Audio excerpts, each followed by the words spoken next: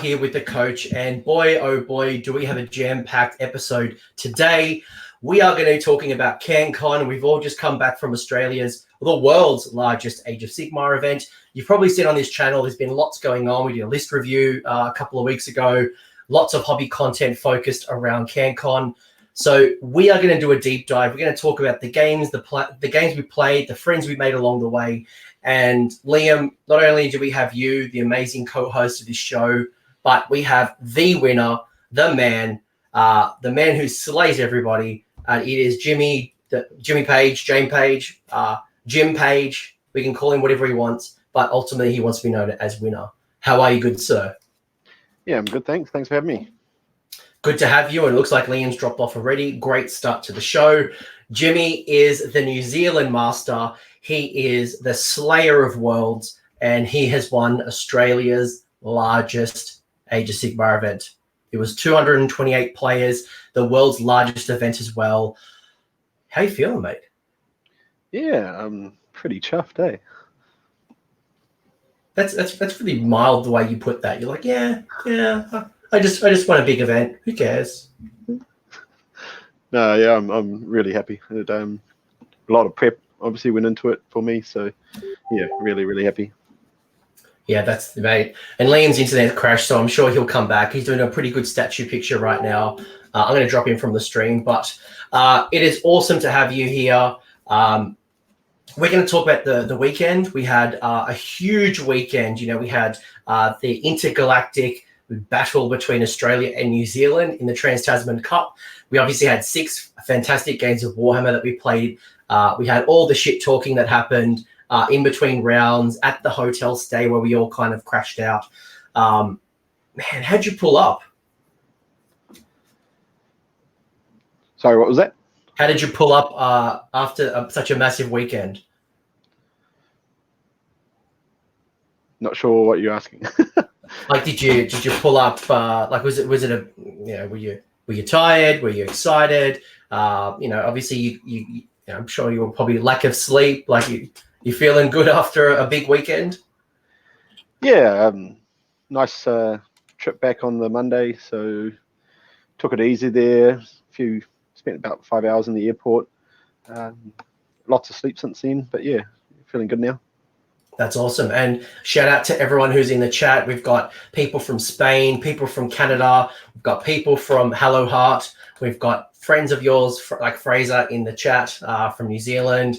We've got Cameron King, winner Australian trophy chicken dinner. We've got people from sunny Kent. Mate, everyone's rocked up for you. We've got another, someone representing at the Tron shirt. Man, everyone loves you. Oh, it's good to have supporters, I guess. So for anyone who doesn't know who Jimmy Page is, they haven't had their ass handed to them on the tabletop. Do you want to give us a quick introduction of who you are, how long you've been playing for? You know, who are you? Yeah, I'm Jim Page. I've been playing AOS for 4 years now, pretty much almost since the start. It took me a little bit to get into it after playing 8th edition, but yeah, it was an interesting transition between those two formats, but really enjoying AOS. I love the game. It's such a tactical game. You just got to kind of make your way through the ups and downs of the armies and that, and at its core, it's just a really strategic game, and I love it. No, it was a fantastic, and you know, I was chatting to some of the lads leading into CanCon, and you know, this particular event felt like the biggest scissor, paper, rock battle where, you know, you could list build to kind of handle some armies, but then there was all these other armies where, you know, we felt a general balance across that. You know, there's a lot of faction that could possibly win it. Certainly you took the winner chicken dinner with a bin chicken. We'll talk about your list. We'll talk about how you went into that list building process with Zench. But, oh my gosh, what a weekend. And welcome back, Liam. Yeah, guys, sorry, my internet, once we just clicked live, just went, cool, let's fry it. And I'm like, oh, sick one. Yeah, man, how are you going? Sweet. Yeah, what a weekend. And congrats again, Jane. He's got to turn off that RedTube account. It's obviously sucking up his internet. But all right, I know Liam was really excited to talk about elves. I'm just going to say they're hot garbage. No. Did you see the new elf release at LVO? Yeah, I saw the pictures. I didn't get to read much of it yet, but yeah, I'm loving the aesthetic. Like they're keeping their kind of regimented high elf look, and I think that's really cool. By the way, Jimmy, everyone's asking in the chat, where is your trophy rack? I'm imagining that big curtain behind there is the massive trophy rack. Hey, look at all those trophies.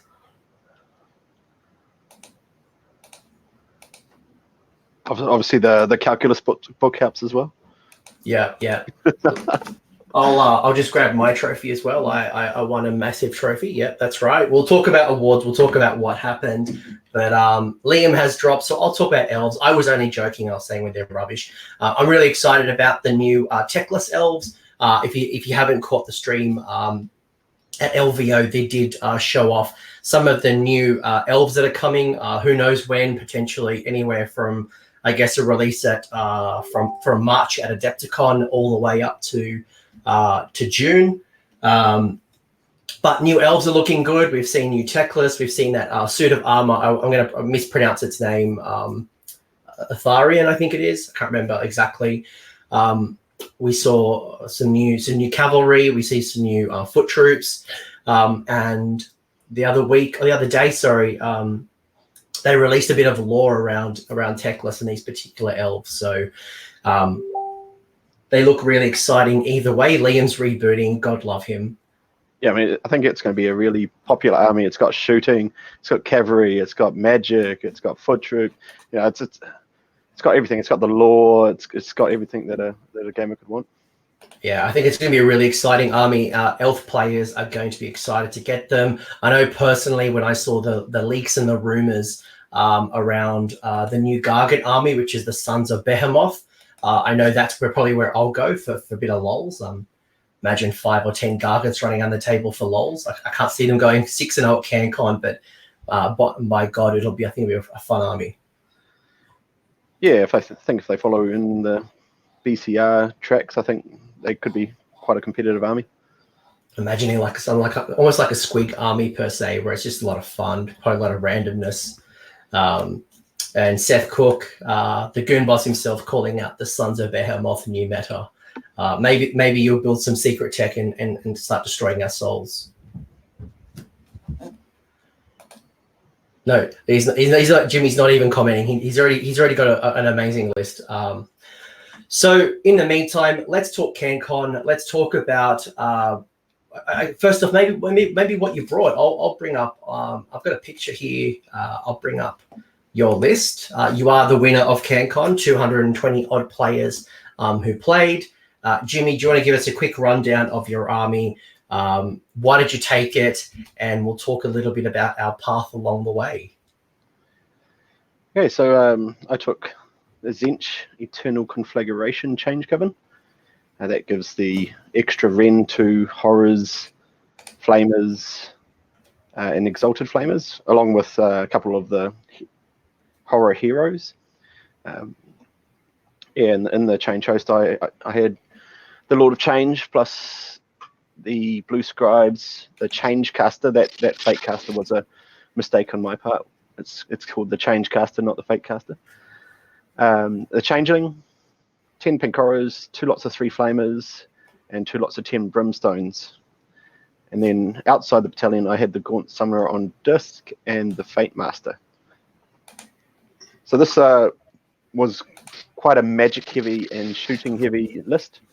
You got the Fate Master to reroll all hit rolls for both shooting and while in combat, and the Gaunt Summoner on disc had the Aura of Mutability, which was +1 to wound for both shooting and melee in a 9-inch bubble. And both of them had 9-inch bubbles, so you kind of get this little death bubble that goes around just shooting everything up.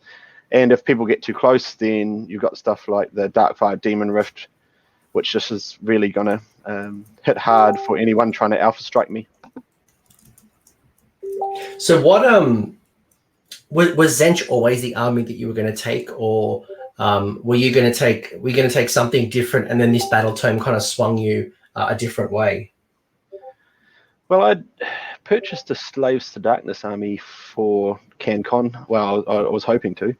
I had the models turn up pretty much on list day, so I was kind of umming and ahhing if I was going to get the models done. I actually had my last lot of it turn up today, so I would have been severely restricted on the slaves I would have been able to take. I had Zench already painted. I've played Zench since the book first came out in Age of Sigmar.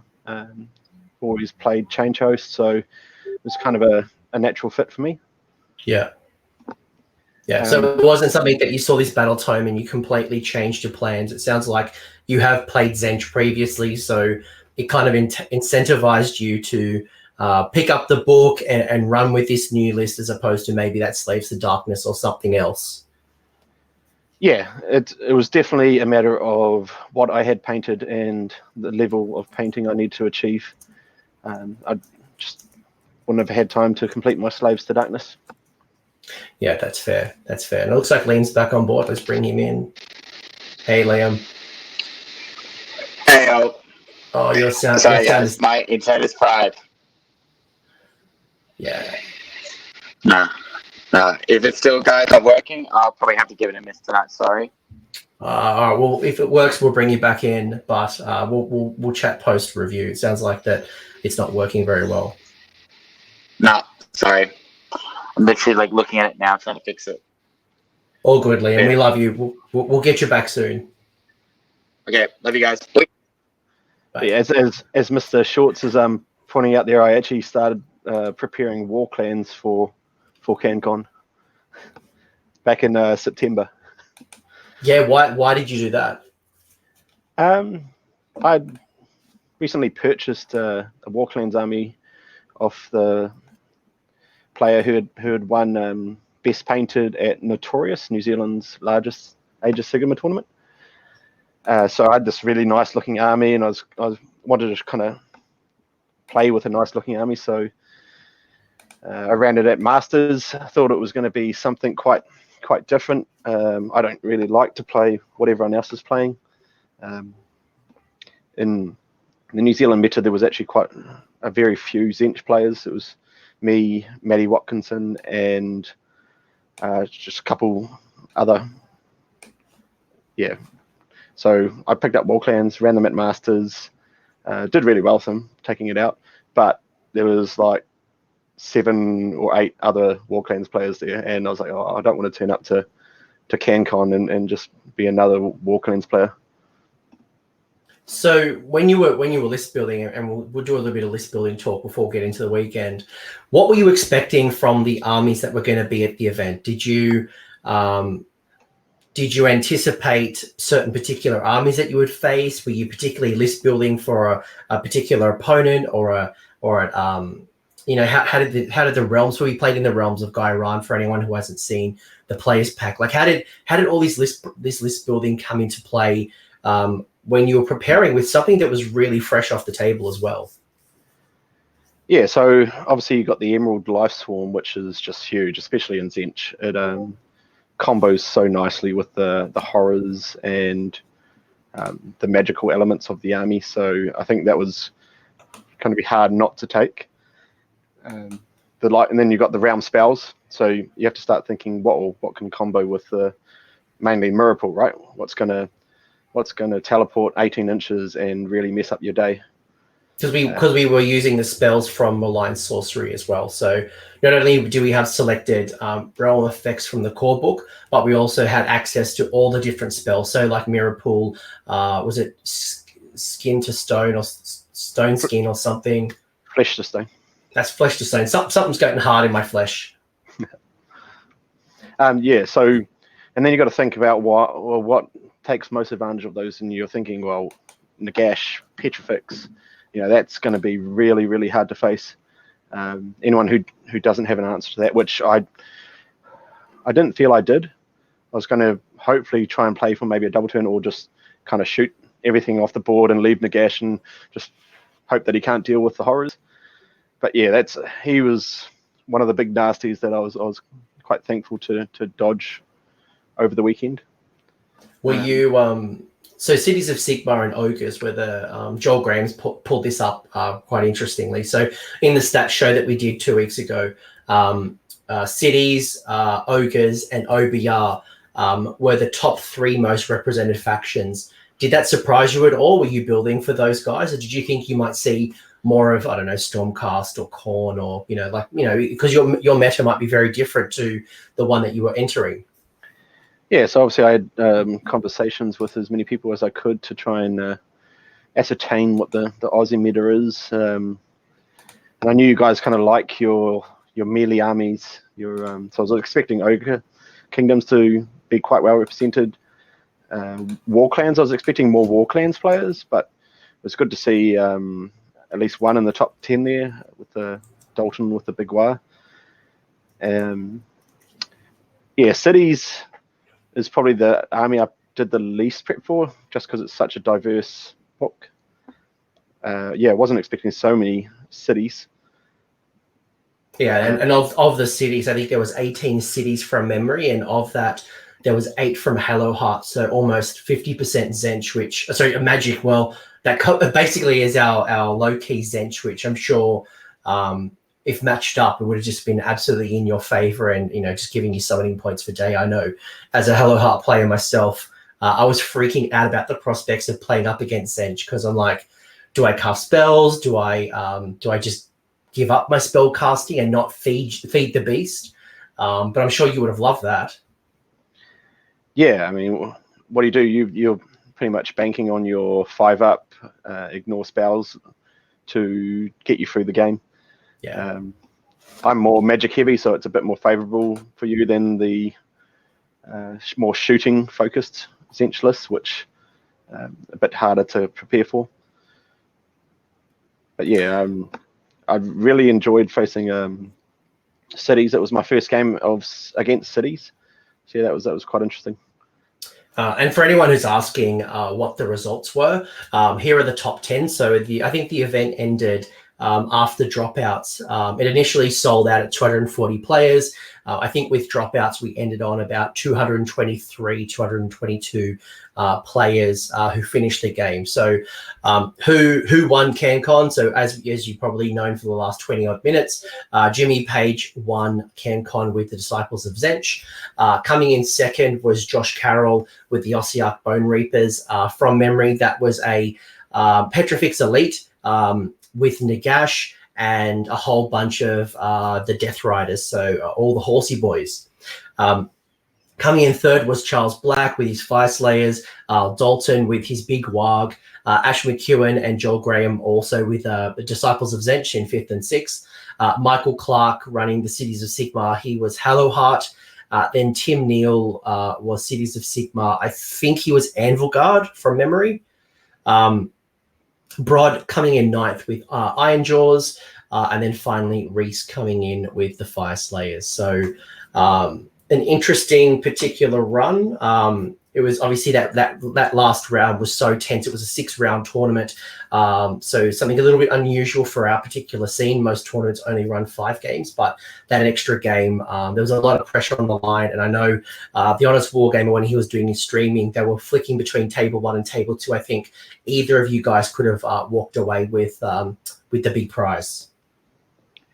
Yeah, it definitely came down to the wire. I think there was 4 points between us and table 2. I think 4 points, 4 points for me to drop, or 3 points for Simon to drop. So I'm thinking, well, I can't drop everything. If I drop both agendas plus maybe a kill points and they go 20-0, then yeah, you definitely got to look at the leaderboard and see what you have to achieve in those final games. And for anyone who doesn't know the scoring, the way it worked is up for grabs was 20 tournament points for the round for each player, each game. And the way it worked was a major win was 14 points. Each agenda was worth 2 points. So there was every player picked an agenda. If you scored your agenda, I think it was worth 2 points. If you denied your opponent, it was worth 2 points. And then if you killed 1,000 points, it was 1 point. and if you denied your opponent killing 1,000 points, it was worth 1 point as well. So there was a lot on the line, even if you were losing, trying to stop your opponent. And I know when I was watching your game, actually only yesterday, from the Honest Wargamer stream, I remember Rob and I think it was Nick Hohen from the Dwellers were talking about how potentially running away the Phoenix Guard that was in combat potentially could have denied you that 1,000 points, being that 30 Phoenix Guard are worth like almost 500 points. So even when the game's on the line, it was always something to either try to deny your opponent or to deny you that 1,000 kill points to reduce the deficit or the points difference. Yeah, it is. I like how it split the field. You look at the scoring for CanCon, especially in the top 30, and there's very few players on the same score, and so splitting up the field, it's amazing. What I don't like about it is how it forces you to play out a game that's already so one-sided. So say you're absolutely thrashing your opponent, and normally you just shake hands, have a laugh, but no, you have to play cutthroat. You have to sit there blocking them from whatever agenda they have to do, and you've got to be more cutthroat. And it's like, well, yeah, there's ups and downs to it. Did you overall like the structure of how the pack was worded? Yeah, I had no issues with the pack. I found it nice to list build for. Yeah. Interesting. I thought it was a great pack as well. Something that was very different. Something that was traditionally very vanilla. CanCon is being Australia's largest event. It doesn't try to be too quirky with the custom building of scenarios. It doesn't try to do anything too crazy. But I think it was something for everyone in the event. By the way, just the other winners I want to bring up from just a different perspective. So not only do we have our top 10 that we kind of showed off, and if you want to see the full listings, it is on Down Under Pairings, the tournament software that we used over the weekend. But some of the other notable awards that were given out. So there was a whole lot of painting and hobby awards. James Lynch, Danny Carroll, and Tim Barclay were the top three. So James Lynch was first, Danny Carroll second, and Tim Barclay third, with the best painted armies, and they were judged by painting judges. We had Vince Venturella running around and a few other people being the painting judges. We had coolest army. Now that coolest army was voted by the players, and display boards really come into play as well when obtaining those votes. And Danny Carroll walked away with an amazing Carrigan Overlords display. I'll bring it up just over there. So it's really, really cool KO. Tim Barclay came out second with his display. I'll bring this up just quickly. He built out a mixed destruction force, but that was very pirate themed. Everything was super custom converted, and it was displayed in a treasure box. So that was pretty neat. And then finally, I came in third, very honored to be even nominated with Mighty Cities of Sigmar display board. On top of that, we had some awards for best terrain. So Joe Pagano from America, probably worth mentioning. We had a whole bunch of people come in from New Zealand. We had I think 13 of you guys came over, which was awesome. We had Joe come over. We had two of our Scotland friends coming over. So the Northern Invasion podcast came over. It was pretty neat. Ben Spinetti and Deke Johnston walked away with best terrain. And then finally, best opponent, which was awarded to Bruno, Ken, and then Joel McGrath. So lots of different hobby kind of celebrated. I really like personally, I don't know what your thoughts are, but I personally love the spread of awards, whether you are coming here to absolutely win the tournament, you're here because you're a painter and a hobbyist, or if you just want to come and have fun, there really is something for everyone. And I like how people get rewarded for it. Yeah, it's something we struggle at in New Zealand. Obviously, we don't hit the larger tournaments, so you're normally only kind of geared one way, the tournaments. You're either gearing towards the more competitive scene or you're gearing towards more the hobbyists. So coming to a tournament where it's just all there, it's fantastic. I love it. Yeah, no, I absolutely love it. So let's talk about the weekend. Let's talk about it all. If it all very first started, you guys flew over from New Zealand. You got on the bus. You guys hired a Venga bus. You drove down to CanCon, which is in Canberra, which is 3 hours out of Sydney. And we all played a lot of Warhammer in this tin shed. CanCon is in a convention center. By the way, that's where 40K is played in. We're in a bit of a nicer building, but my God, does it get hot. It's played in the whole bunch of systems from, I think there's Bolt Action to, I think there's Kings of War to, Bushido. There's a whole bunch of different random games. So it's like a big multi-system event. But first things first is we played a game at Jolt. I was painting with Vince Venturella from Warhammer Weekly fame. He was teaching a class on wet blending and on freehand. But what were you up to on the Friday, Jimmy?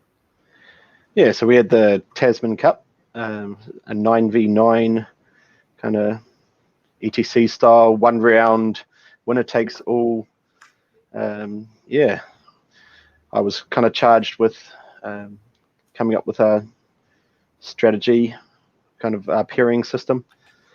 And we went into it feeling that we did really well on the pairings, and we hit, I think, 6 favorable matchups according to our numbers, 2 50-50s and 1 unfavorable. So yeah, I was really happy with how that went. Obviously, you take 2 lots of people's how they judge a matchup, and they're always going to be different. And I think the Aussie team was the same. They reckoned they had 6 or so favorable matchups. So it was a really interesting event. We ended up going 5-4. So we won 5, dropped 4. I think. So when you say 9 on 9, we're not talking about 9 players on a table each. We're playing 1-on-1, but yeah. Yeah, that was a leading question. I know the answer, but I'm just like, for some people don't know, have never played outside of a 1-on-1 or maybe a double. So it's 9 on 9. How do you guys organize who plays who in such a 9 on 9 kind of fashion? So for our matchup system, we each put 1 player forward first, kind of in secret, then they get flipped up. And then the opposing team puts 2 players forwards to face the one that we put forwards. And we put 2 forwards to face the one that he put forwards. Then they get flipped up. We pick one of the 2. They pick one of the 2 to face the original one that was put up. And then that just keeps repeating. The one that's left over is left on the board, and we just keep putting 2 forwards and picking one until all the matchups are complete. So it is hard to get the matchups you want. So you're trying to figure out who's left on their team, who's left on your team, what's going to net you the most favorable matchups. Yeah, it's a really cool style, and I think it's similar to what ECC does. So what was the key to you guys winning 5-4? So last year in the Trans-Tasman Cup, it was 5-on-5, and New Zealand won 3-2. What helped you guys secure the victory this time around as well? Now you guys are back-to-back Trans-Tasman Cup winners. I'd say it's how diverse our lists were. We had 2 Zench lists, we had a shooting list in there, we had 2 kind of undead hordes lists, we had the Ogre Kingdoms coming in, we had cities, 2 lots of cities with quite differing play styles. We had the Phoenix Guard kind of Frost Phoenix list, and we also had a more shooting focused list. So I think that diversity really led to more favorable opponents. Yeah, love it. Question from the chat that was submitted in advance. The Aussie Wargamer has asked, who is the better guitarist named Jimmy? Is it you or is it Jimi Hendrix? Wow.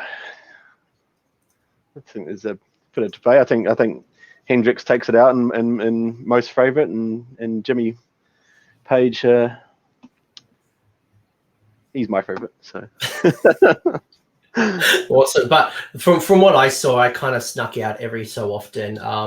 We kind of got interrupted towards the end of the wet blending session when LVO announced all the cool releases, both in Age of Sigmar and 40K. Love those Zotes. There were some really cool reveals, and we had taken this opportunity to kind of see what you guys were doing and seeing some of the lists. And Australia was up 3-0. So the first 3 games that were decided was in Australia's way, and I know Dan Shorts, who was the moderator or the event organizer, was looking a little bit nervous for you guys, but yeah, a big smirk on your face. You were like, "Nah, we got this covered."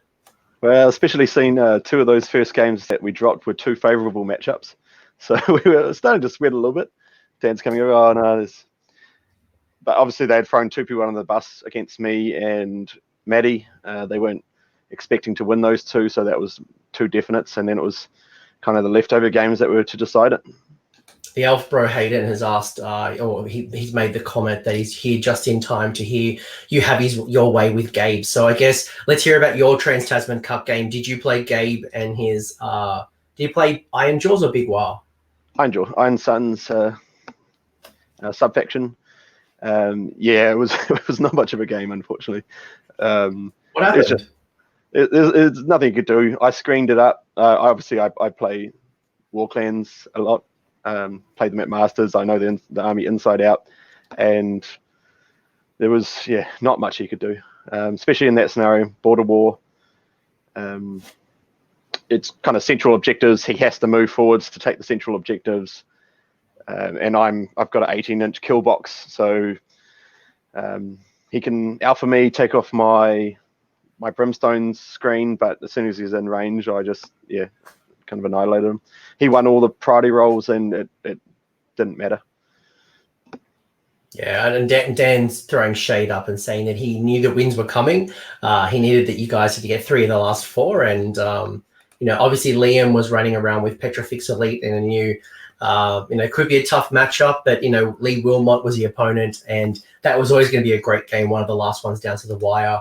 While Hayden's asking, how did that shooting list go? So I'm assuming he's talking about, was it Bates? Was Bates running Shootcast, Stormcaster shooting version? Yeah, I think he had 9 long strikes, but also 6 Morsar guard, so it was kind of a bit of a mixture. I think something a bit different from what he normally runs. I don't think that went too well against Hayden's OBR. I heard that he just went around and with all his 6 monsters in this little pack and just destroyed the board.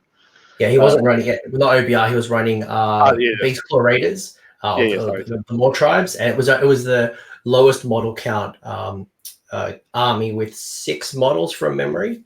So super low touch, and I think Sean was pretty comfortable in thinking like he was going to beat Hayden, but boy oh boy did he get a surprise. Yeah, we tried to prep him for it, told him about the Thunder Tusks and their shooting abilities, but I think some Aether Wings his screen units got taken off and straight into the long strikes, and I think that was it. Yeah, well, Matt Trill's talking about his amazing Nighthaunt list that he wants people talking about more. So I think so. But it was a great battle. You guys well deserve that victory again. 3 from 3. If you guys win next year, we might as well have to give up and maybe get like a English team, or you guys are no longer welcome to CanCon. Yeah, might end up that way. You guys may not get the invite. So we all kind of Friday night, Doom and Darkness had organized a bit of a barbecue. There's about 70 to 100 players came over for a bit of a feed, and we talked, and we had I mentioned Vince Venturella was down. We had Rob Sides from the Honest Wargamer. We had a whole bunch of people from the international domestic scene, really catching up and potentially meeting each other for the first time, which I experienced last year. Jimmy, this is obviously your first barbecue. This is the first CanCon you've attended, correct? Yep, that's correct. Yeah, how'd you find it? Yeah, it was good. It was a little weird, the whole venue. I think a lot of us kind of got drowned out with our talking, and we ended up just kind of going outside and having our little cliques, which was a little bit disappointing, but I mean, it's always going to be that way with that many people in a small hall, but I managed to get around a few groups, introduce myself, talk to some people, and really enjoyed it. Food was good. Yeah.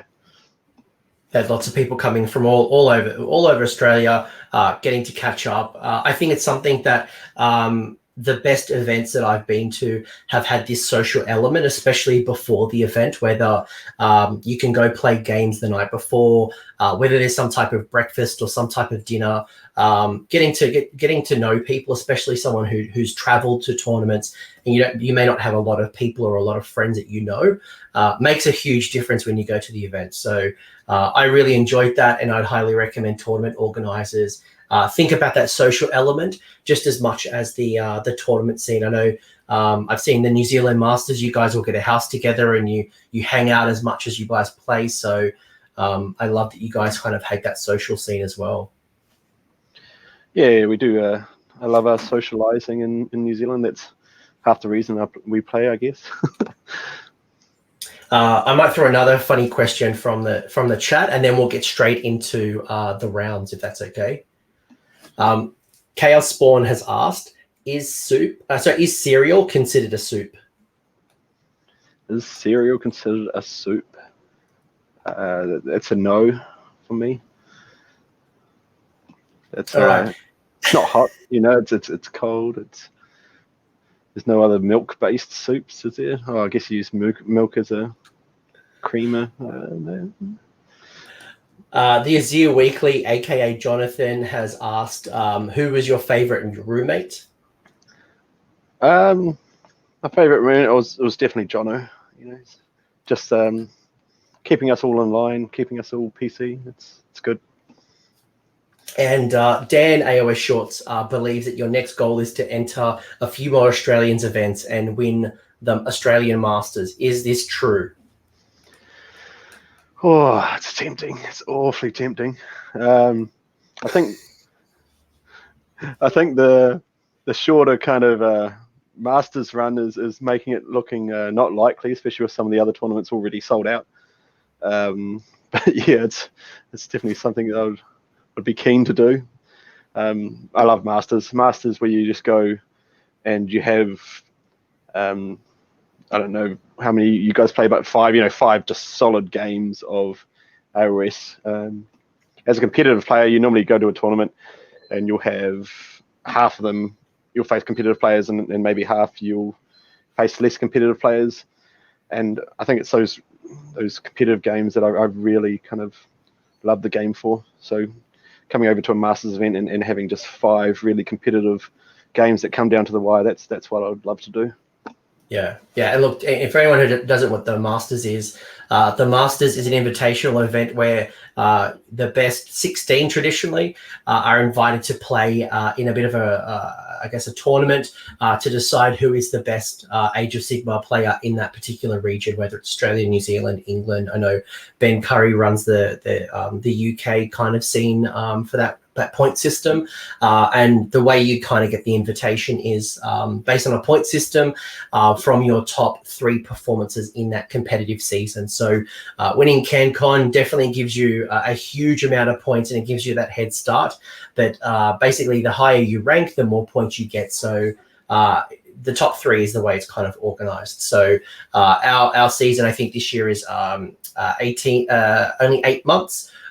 Primarily because Masters traditionally fell around December, which is usually a crazy time for people with Christmas and things like that. So we've kind of moved it a little bit closer in the year. So that's one of the goals, and I'd be scared to play you the Australian scene. I think the fact that you're in New Zealand gives me a bit more comfort that you're not coming over in that particular competition. Yeah, I kind of spouted my mouth a bit prior to CanCon and said if I did well that I'd look to come over and do Masters, but yeah, I think time-wise, it's I don't know how viable that would be. Before we get into this, one other thing that might be unique to our scene that other scenes may not have is that players are expected to bring 3 pieces of terrain to CanCon. Now, as you can imagine, Clint, the Heralds of War, who runs CanCon, with 240 players who had registered, so 120 tables. If you thought about that, there are 10 pieces of terrain per table, 10 to 12 pieces of terrain. That is a lot. It's a lot of terrain. So one of the things that we have to do as players is we bring 3 pieces of terrain with us that we put on the table, and we organize kind of amongst ourselves how we put them on the table. through a conversation. Jonathan from the Azir Weekly has asked, how important were those 3 pieces of terrain for you, or even for your opponents that you played? I would say that in my 6 games, they didn't matter at all. They potentially could have mattered in the last game. It was he had the most kind of shooting units. I bought some pieces where I could potentially hide some 32mm models, nothing too crazy, but that ended up being a 9-inch deployment zone. A 15-inch deployment zone. Yeah. And that really hampered his ability to come on the sides with his Shadow Warriors. So I don't think it actually played any part in my games, but it was nice having them there if I really came up against something that could just pop up and blow my whole backline up. Most players, to be honest with you, I had no issues with terrain. In years gone past, someone could be really gamey that they could, if they were a shooting army, have real flat terrain so it didn't obscure line of sight. Or if they didn't have any shooting, they might go try super tall buildings and try to block out as much line of sight as possible. But I had nothing but great experience, and people were being cheesy. So if you're thinking about that or worried about that, no issues from us. I didn't find it impactful for my games. And to be honest with you, the way it's meant to work, quote unquote, is much like you would roll your mystical terrain or mysterious landscapes. Jimmy puts a piece of terrain down, I put a piece of terrain down, I. We ended up just chucking it all on one, and it didn't really matter. I think we just kind of went, yeah, does that look about right? People went, yeah, it looks fine, or move it slightly, and there was no issue from us. It was pretty casual for us anyway. Even when I was up near the top tables, people just didn't really care. Yeah, I didn't see any other. Heard no complaints about the terrain. Didn't see any overly gamey terrain pieces. Obviously, people with Shadow Warriors were able to take little square pieces that they could fit their Shadow Warriors on neatly, and people who needed line of sight on maybe like 32mm models, they were taking a little bit there. But I mean, they're just an extra part of the pack, right? You account for them, and yeah. Actually, before we get into this, one more question I got from Pyro Painting Studios. He's asked, how did it feel to take the Trans-Tasman Cup and CanCon's first place home in the same weekend? Yeah, we were so chuffed after winning the Tasman Cup, going home celebrating, and then taking that home on Sunday as well. Really wanted a party, but everybody else was so drained that we just ended up kind of just talking on the deck for a few hours. But yeah, everyone it was amazing. Yeah, I loved it. So who was your first round matchup? Let's get into it. Let's talk CanCon. Let's talk about the event. We had 3 games on Saturday, 3 games on Sunday. Who was your first opponent, and what were they playing? Do you remember? So first round I had Martin Brooks on Border War. He was playing the Ogre Kingdoms, Frostlord, and a big unit of ogres in Blood Gullet. So he also had a Slaughtermaster and a Butcher, trying to hit off that on Bowwind, trying to hit that kind of more spell off on you.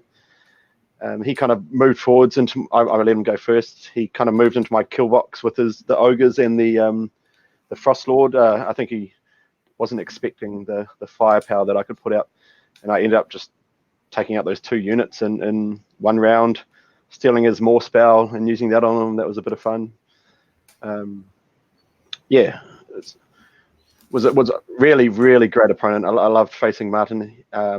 Just very efficient. Our game was over in about an hour and a half, and very efficient. Knew all his rules. Was very clear on his dice. Yeah, I loved facing Martin. Yeah, and did you walk away the full tournament points of 20, or did you give up something? Yep, got the full points of 20. I think he ran Plant the Flag against me. I ended up having to do a last kind of couple turns bunkering to stop his hunter coming in from the side with some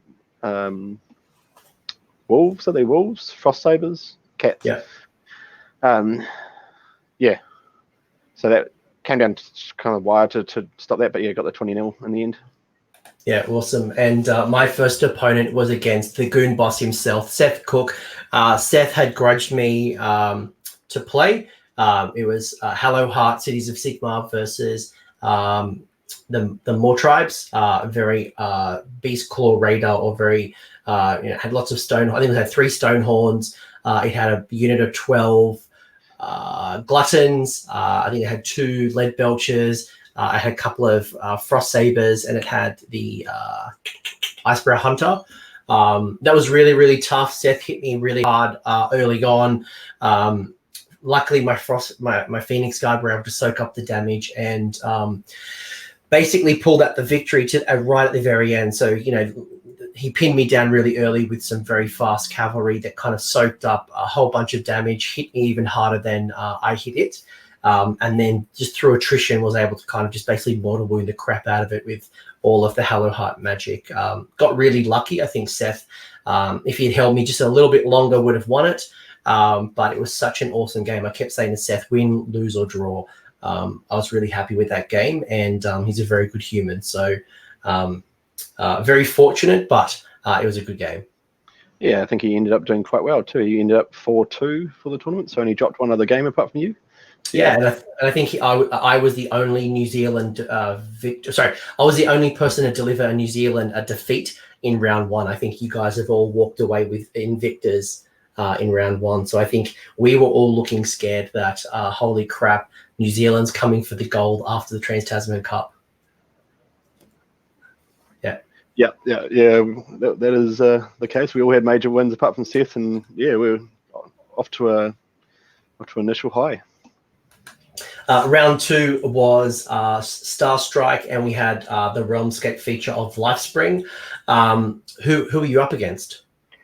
I was up against one of our fellow New Zealanders, Sean Tubman, which was a bit of a shame, kind of round 2, having to one of us to go home. Well, not go home, but be out of the running for first place. Obviously, the way the tournament was set up, first, second, third were guaranteed to have 6 wins. So, wow, if depending on how agendas and the secondaries played out, but more likely than not, you're going to get the 3 players with 6 wins. So yeah, his list is interesting. He's playing Gloomspite Gits with a magic heavy, endless spell heavy list. It really is very scary for a list that runs a lot of backline. Had a lot of long range, kind of 30 inches, D6 mortal wound spells. He had Geminids, he had swords, which were scary. I think he got my big bird down to 6 wounds left after just 2 spells. Did D6 mortal wounds against him, did 6. Hit the swords on him, and that did 4 mortal wounds. And Ouch. Looking scared. He kind of went for a gambit with Starstrike. 2 of ours were kind of on the central. One was off to the side. He couldn't really hold all of them. Went for the early objective points, put us as big spider in the middle with the ethereal and the cogs rerolling armor saves, and I was still able to kind of magic and shoot it off, which got me the win in the end. Nice that you scored all your points. Your secondaries, you got it all? No, ended up 18-2. My first opponent used Plant the Flag. My second opponent also used Plant the Flag. I was expecting after that to get a lot of people using Plant the Flag against me. Obviously, as soon as you're in a bad matchup, you take the easiest agenda possible. And my third opponent also used Plant the Flag against me. So games 2 and 3, I wasn't able to stop them scoring that. It's a really easy agenda to achieve. Yeah. Why was that an easy agenda to achieve against you? If you're going second in the battle round, all you have to do is get 5 wounds to within the selected terrain piece, and then you automatically succeed. You can't teleport to it, but anyone with cavalry or some half decent movement was able to achieve that agenda really easily. Yeah. Look, to be honest with you, Plant the Flag was my first one against Seth because I knew it would be really tough. My second opponent was against Daniel. Hegney. Sorry if I mispronounced your name. He was playing Legion of Grief with Lord Executioner. You had Kurdos. You had Guardian of Souls, 2 Guardian of Souls, 2 Spirit Torments, Chain Rust. By the way, if anyone wants to know all the lists are published on the CanCon Facebook page, Call to Glory. It could be on AOS Shorts. It could be on the Heralds of War as well. You can check out all the lists. I might even put the list in the show description after this on the podcast. It was a really tough time.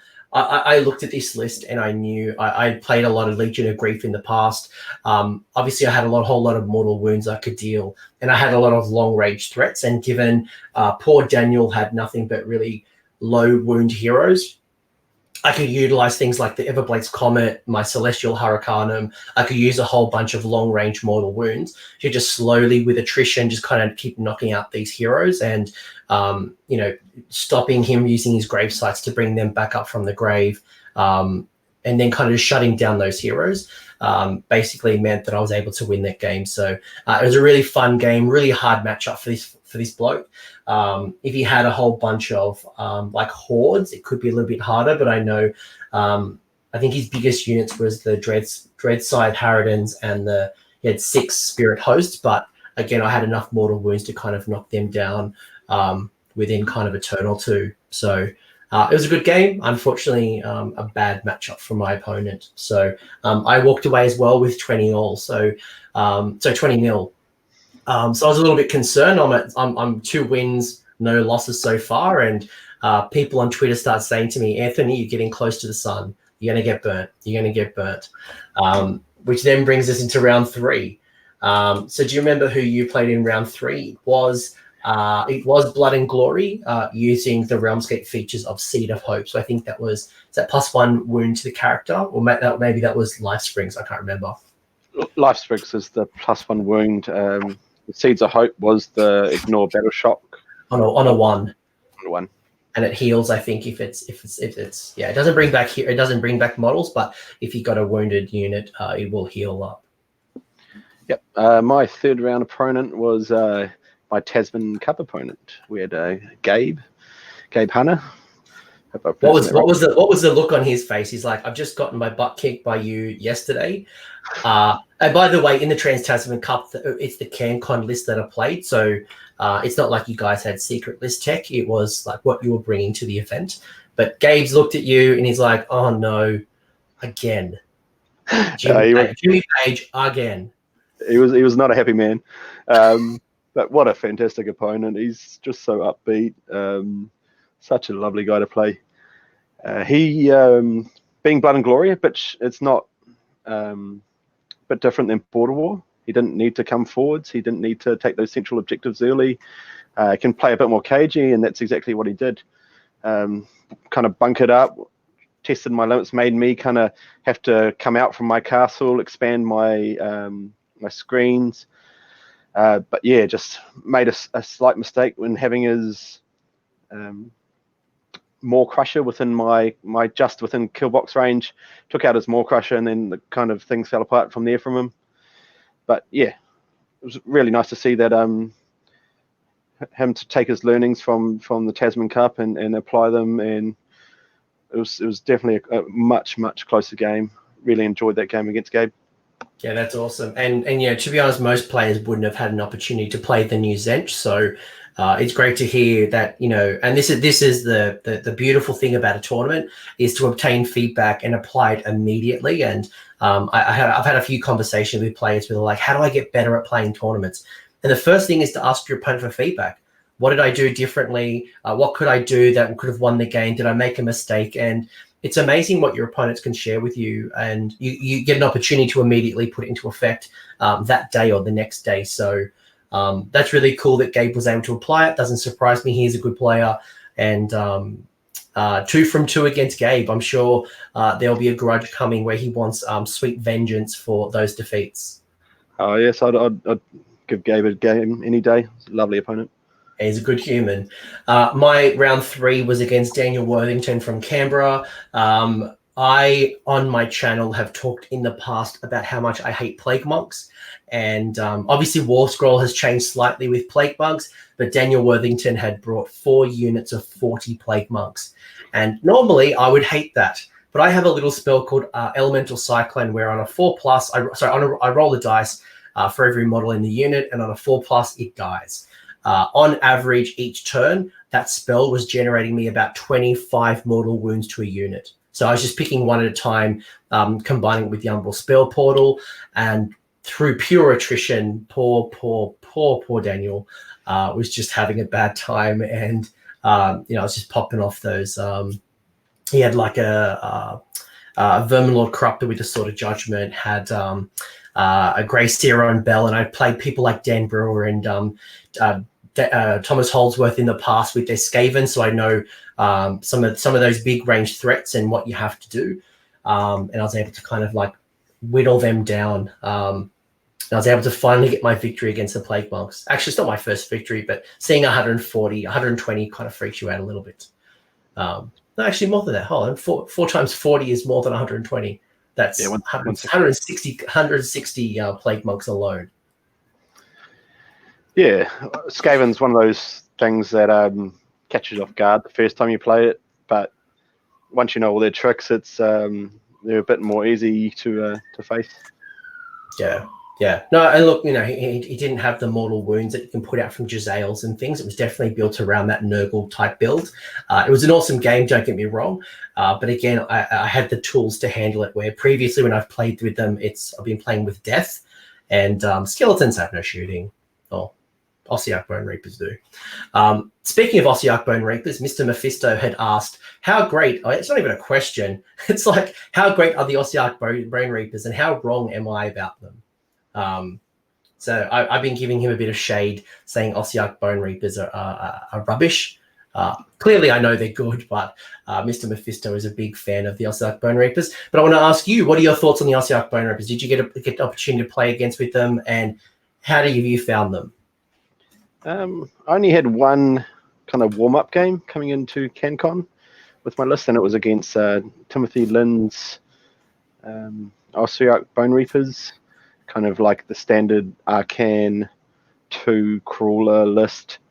I mean, they're one of those armies that people are going to love or hate, because they're such a good counter to some things, but then just fall apart in other matchups. And I think that's the way they're always going to be. They're just going to need good matchups to win a tournament.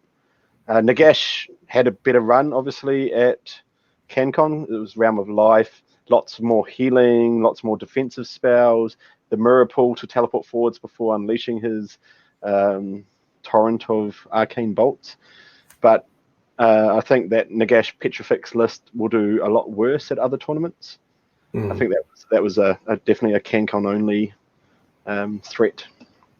Yeah, I'm pretty sure on your game against Simon Hall in round 6, the Josh Carroll, who ended up coming second with his OBR Petrifix Elite Nagash list, they interviewed him because his game finished first, and he made the exact same comment. He had said, if this wasn't being played in Gairan, I probably wouldn't have taken Nagash. He may have gone down like the Liege Cavalos route, or an Arcan the Black route, maybe some catapults, maybe more Mortek Guard.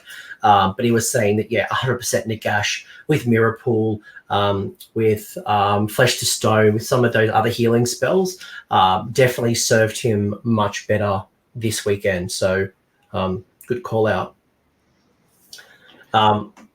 The other question I'm going to pull out from the chat here is from Tronhammer, and he said, you've won major events with Death at Notorious, you won the Masters with Destruction, and now you've won them with Chaos. What order army would you pick, and why? Oh, what order army will I pick? I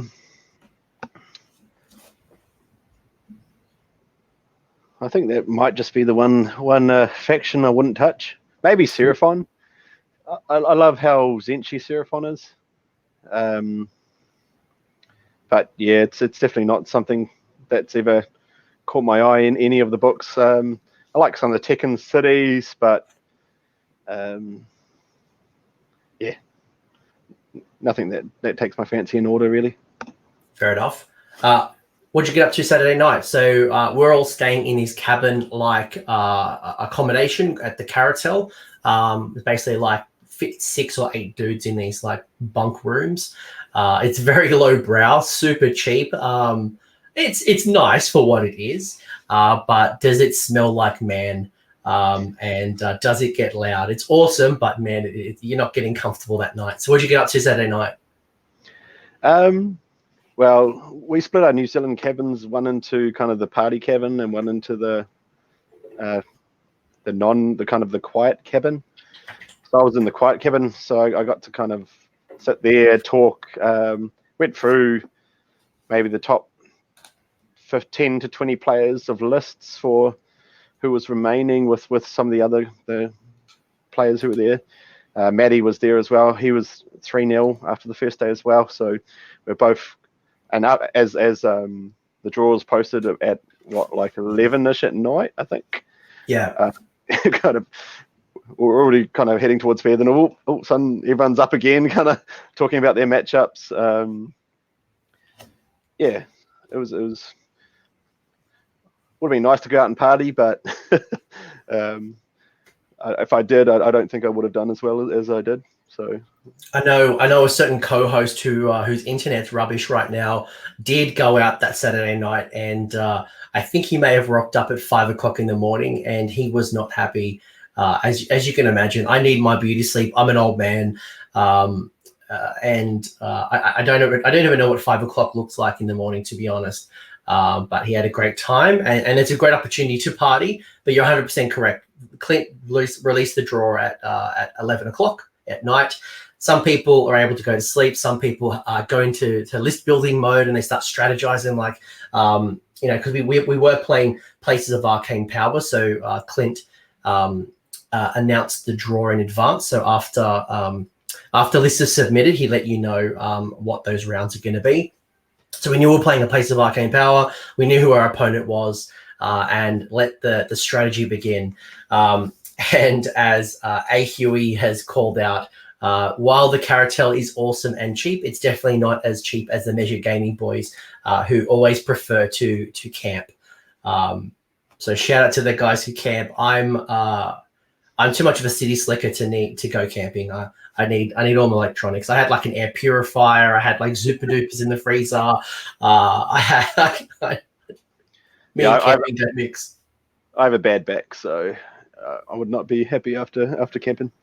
Fair enough. I will call out Learn Train Play made a really cool point. So prior to CanCon, I know when you guys got the Venga bust down, Vince Venturella come to my house to stream Warhammer Weekly, and we're doing a Zent review. And I had made a comment. I don't know how it came up, but I had made a comment that I wanted to see the Changeling use Nagash's own spell, Hand of Dust, on him and take him out. And I said I would award a prize to that person. And Ash McEwen, boy, oh boy, did he take my prize. I don't know what it is yet. Vince and I are going to find a prize. It has to be something worthwhile, but he was able to get a Changeling near Nagash, cast the Balewind Vortex using some Destiny dice, so it kind of went up. Using that extended 6-inch range on Hand of Dust, which is normally 3, so it's now a 9-inch threat, was able to use the Hand of Dust, and the hand disappeared Nagash. That's an epic story. Yeah, that's amazing. Obviously, I didn't have the bow. I did have the Changeling. I didn't have the Balewind, but I don't think I could have ever pulled it off. So just big ups to Ash for attempting that and pulling it off. I heard that he faced 2 Nagash pitch fixes. The first one, he got the Changeling within 9 inches, but had already cast the Balewind on one of his other heroes and totally forgot that he was going to do it on his Changeling. So I'm glad he got it the second time around. Yeah, I didn't even know about it. I was playing a game in round 5, and Vince runs up and goes, hey, Nagash has been Hand of Dusted. I'm like, so what? I don't care. What are you telling me this for, Vince? And like, because I'm obviously in game mode, like I'm absolutely focused on fighting this army. And it kind of clicked, and I'm like, oh, that's right. We made this bet. Oh, wait, what he's done is freaking amazing. It kind of like the cogs weren't clicking just yet, but Shout out to Ash McEwen. That was an awesome strategy. So round 4, we played Places of Arcane Power using Seed of Hope. Who did you play and how did it go? I was up against Lane Howson with his big wag. I was quite happy to obviously see this matchup. And Why is that? Is that because you played it? Yeah, obviously I know the list inside out. It doesn't worry me too much. They have no good means for wiping screens while piling through, or they've got no double pile-ins. They've got, it's definitely a hard matchup for him. And he accidentally made it harder on himself. He said he was talking to some guys in the car on the way over, and they mentioned battle line capturing the objectives in the 3 places of Arcane Power, which obviously they can't. So after setup, I made him went first, and he started using his Mighty Destroyer hero phase movements on his non-heroes. I'm thinking, what are you doing, man? You know, heroes kept the points, say, and yeah, the look on his face was not a happy one. So yeah, he kind of messed up deployment. Wasn't able to capture points first turn. I just captured one, bunkered on it, and just kept him clearing him off the center one for the rest of the game. And yeah, Easy victory. Did you score your full 20 points? Yes, full 20 in that one. Luckily, he didn't have Plant the Flag to use against me. I just had to keep him outside of my territory to get my one, and I can't remember what his, but yeah, so I tabled him, I think, turn 4 or 5. Yeah. Good game. I had the quickest game of Warhammer I've ever had in my entire life, and I conceded in turn 1.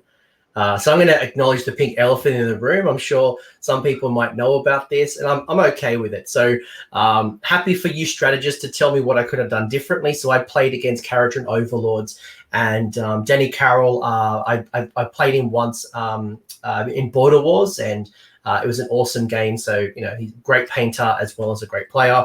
But he had 3 boats. He had a big boat, a medium boat, and a small boat. Those medium and big boats were full of Arcanaut companies. They went up into the sky, dropped down from the sky, and shot off all of my heroes except for the Anointed. So I gave away first turn.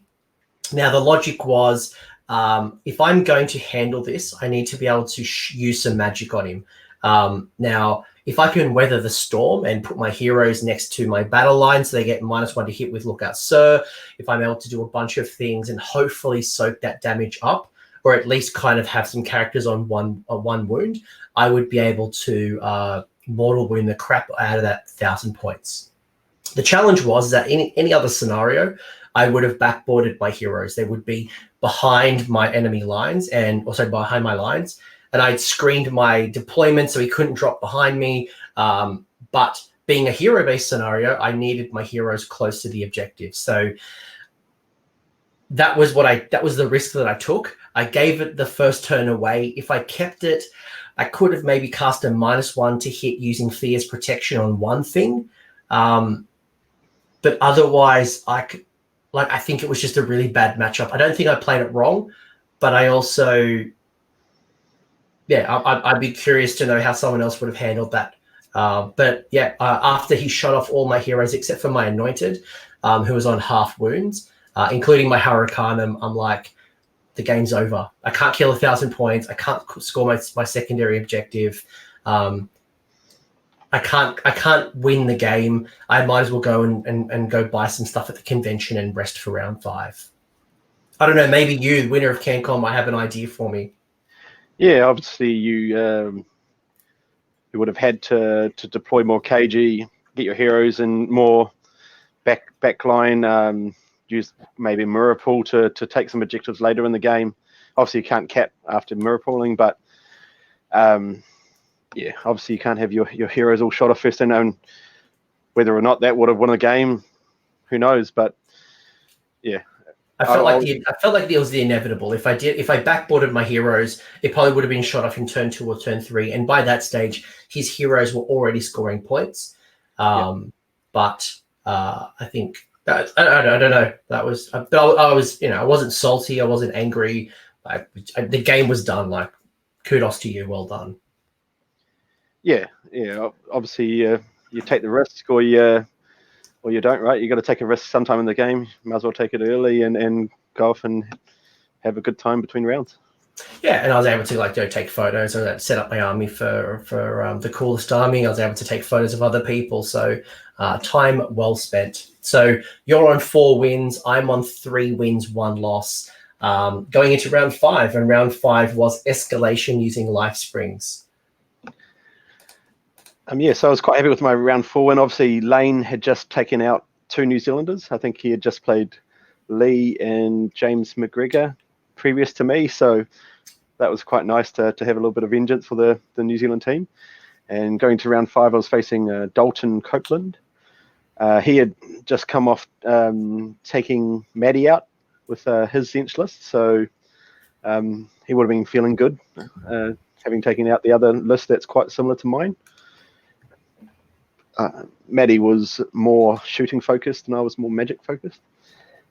But yeah, so escalation for round 5. He had a big scary. He was playing Big Wag again, so 3 lots of war clans in a row for me. I wasn't too upset with that.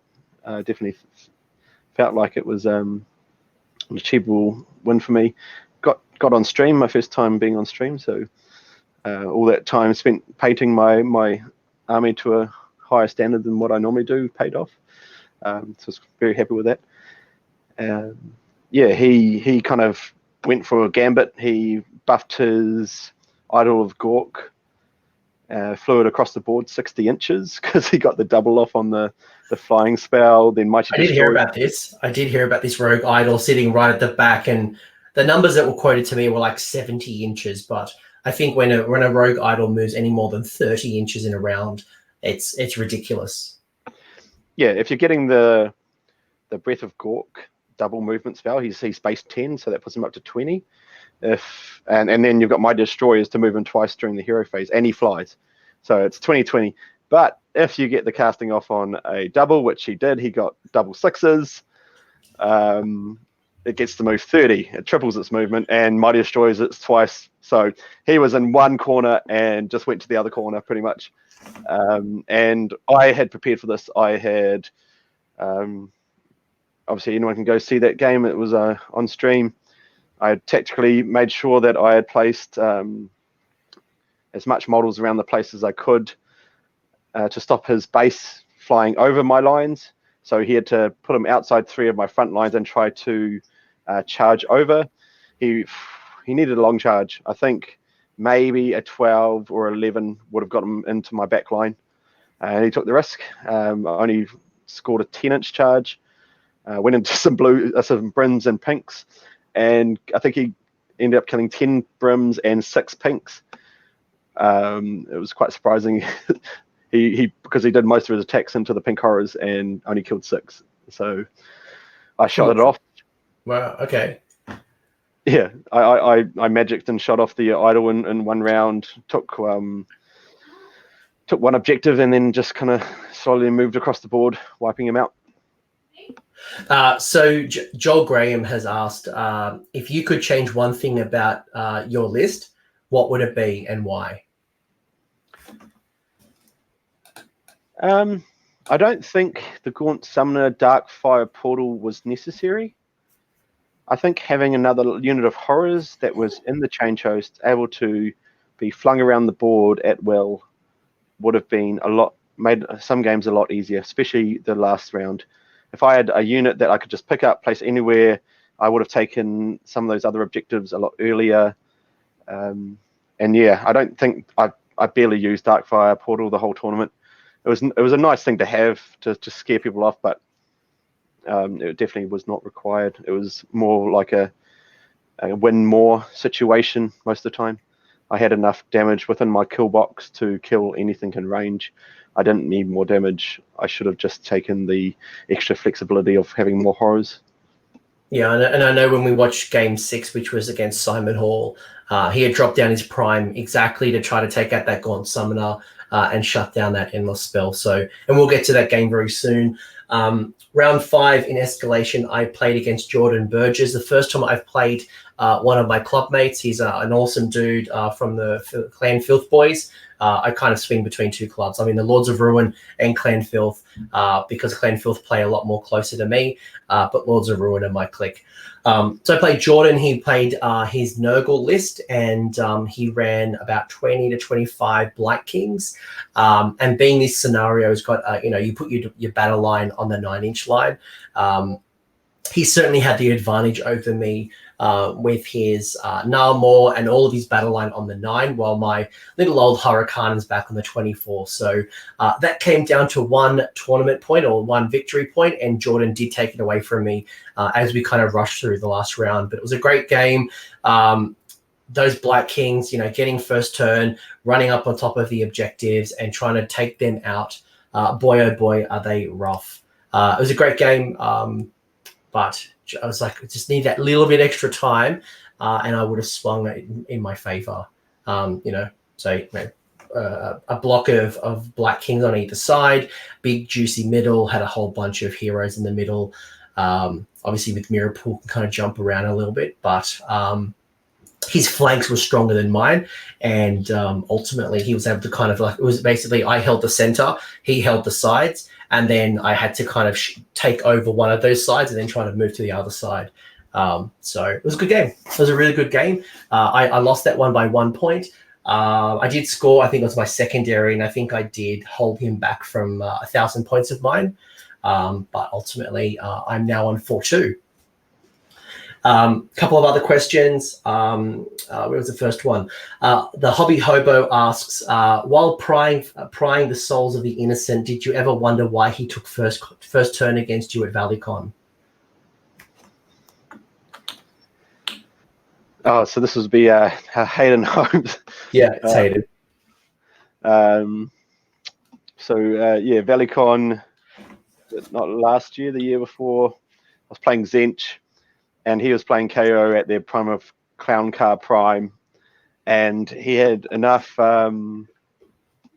damage to pretty much wipe out my whole unit of all my casters. This is back when Zench had to allocate summoning points, so I had like 500-600 points of summoning in my list. Only 1,400 points. He could have just killed all my heroes one turn, eliminated all those. Everyone was telling him, "Oh, you just go first and you've won the game." He kicks to the table, I deploy in this little bunker, and he kills me first turn. And I just get all my summoning points out. I spread the board, put his clown car in a corner, and make it a none game. And he hits him. He's forever kicking himself over that one game, the one time he could have beat Jimmy Page. Good work. Two other questions before we get into the final round. One from Carwin, and then I'll go to one in the live chat. So Carwin asks, what was your toughest matchup with Zench in the current incarnation of it? And what would be the hard counter to the list that you had built? Hard counters, I don't think there was any hard counters. I don't really play lists that have hard counters. I try to avoid that as much as possible. I think it definitely took a lot of Aussie players by surprise. I think they might be used to facing more like a Stormcast shooting list, where you've got to get up in their face real early and take out those threats real early. But that's a much longer range than what the Zench shooting is. We only have, an 18-inch shooting range, an 18-inch spell range. There's the odd thing like portals and the change host ability, but those are normally leaving things out in the open. It's not something we'd normally put our things out in the open. And nearly all of my opponents just came forward into my kill box every game with all their threat units. And I'm like, well, yeah, this is what you do against a Stormcast, but Zench damages so much more than a Stormcast.